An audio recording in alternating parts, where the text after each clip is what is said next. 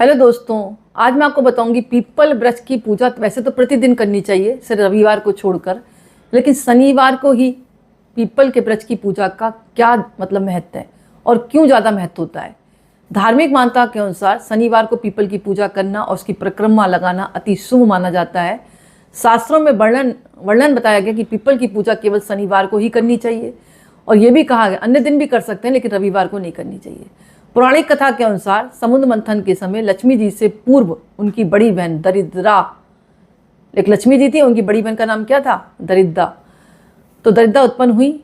इसके बाद लक्ष्मी जी ने श्री विष्णु से विवाह कर लिया। इससे दरिद्रा थी जो बहुत नाराज हो गई। तब श्री विष्णु ने दरिद्रा को अपने प्रिय वृक्ष पे वास स्थान यानी पीपल पर रहने का आग्रह किया और कहा कि तुम यहाँ वास करो, आराधना करो, मैं समय समय पर तुमसे मिलने आता रहूँगा।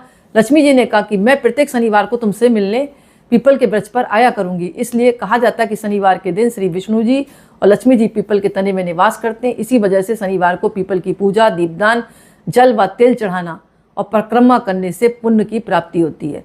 भगवान लक्ष्मी नारायण और शनिदेव भी प्रसन्न होते हैं। कहा जाता है कि पीपल के पेड़ की पूजा की विधि, प्रातःकाल स्नान करें, नित्य कर्मों से निवृत्त होने के बाद मतलब उनको मीठे जल से सींचना चाहिए। गाय का कच्चा दूध डालें, उसमें तिल डालें, चंदन मिला हुआ पवित्र जल ले लें, मतलब थोड़ा सा डालना है आपको, और जनेऊ, फूल, प्रसाद भी चढ़ाएं, धूप बत्ती और दीप जलाएं। आसन पर बैठकर खड़े होकर एक मंत्र का जाप करें।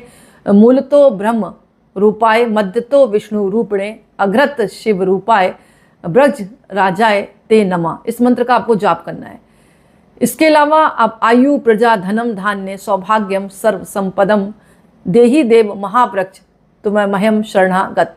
मतलब ये मंत्र थोड़ा हार्ड है, आप लिख लेना। आसन पर बैठकर या खड़े होकर आपको दोनों हाथों से मानसिक रूप से अपने इष्ट देवी देवताओं का स्मरण करते हुए पीपल के पेड़ के नीचे अगर जाप करते हैं तो शीघ्र ही मनोकामना पूर्ण होती है। मंत्र फिर सुन लें आप। मूलतो ब्रह्मा रूपाय, मध्यतो विष्णु रूपणे, अग्रत शिव रूपाय, वृक्ष राजाय ते नमः। आयु, प्रजनम, धनम, धान्यम, सौभाग्यम, सर्व संपदम देहि देव महावृक्ष तुम्हामह्यम शरणागत। तो इस मंत्र को आप लिख लें। मंत्र जपने के बाद आरती करें पीपल की, फिर बाद में प्रसाद वितरण कर सकते हैं। इसी प्रकार पीपल की पूजा करने पर भी घर में सुख, समृद्धि और शांति बनी रहती है।